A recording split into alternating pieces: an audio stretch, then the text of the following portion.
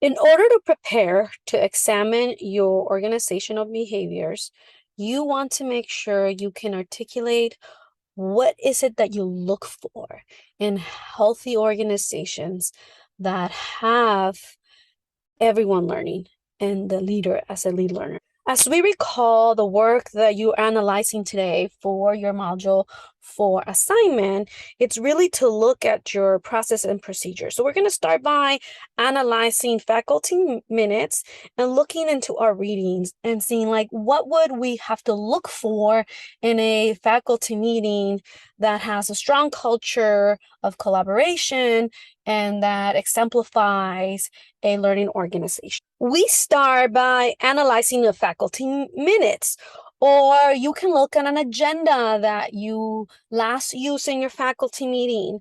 You can pause and think, do I see my faculty as learners? Again, this is you putting yourself in a space of a leader, because in this assignment, you're going to really describe how you're going to address any cultural gaps as a leader.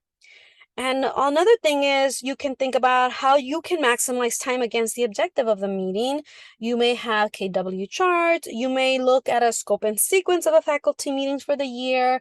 If your leader provides that for you or you have access to one, you can look into that. So put yourself in that space where you're now focusing on what is it that you see in your faculty meetings, or analyzing actual faculty meetings as we start. And what you want is to think, okay, let's think back to this research. Let's focus on what would we have to see based on research to see a learning organization with strong culture ready for everyone to learn. I want to provide you this example as you will be creating your own look fors based on the research. So I wanted to show you this as an exemplar that was created last year.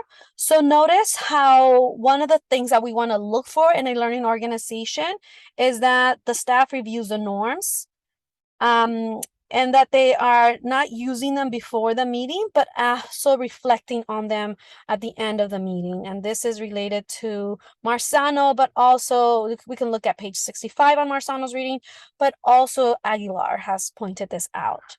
We can also look at starting with the why. It's very important, setting purpose, which is part of what you require for having the viable curriculum and ensuring everyone is participating.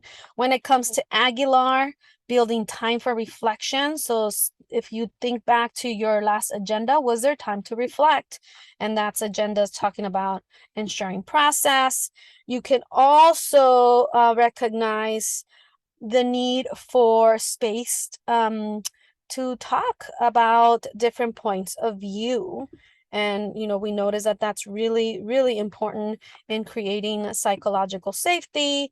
So are people listening? And are there different points being brought into the meeting? So you can see how this was sort of organized. So again, you're looking at what are the things you want to be able to see.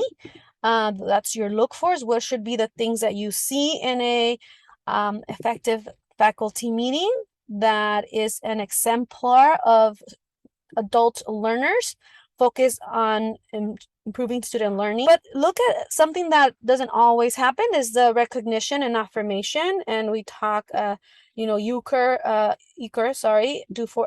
talk about how in PLC celebration should be frequent, tied directly to school values, nice as individuals as well as groups. So you can pause. I highly recommend you pause, look at this video, look at this exemplar. Now it's going to be your turn to look at identifying look fors. You're looking at your readings, you're looking at what the research says in terms of what should we see when needing cultural shifts. What should we see in our schools as behaviors that then develop expertise? You're going to create your own copy. You're going to find this link in the in-classwork tasks. And I provided 2 examples here for you. Notice we're talking about cultural shifts. Here's a look for the recognitions, affirmation that we talked about when it comes to, when we analyze the faculty meetings.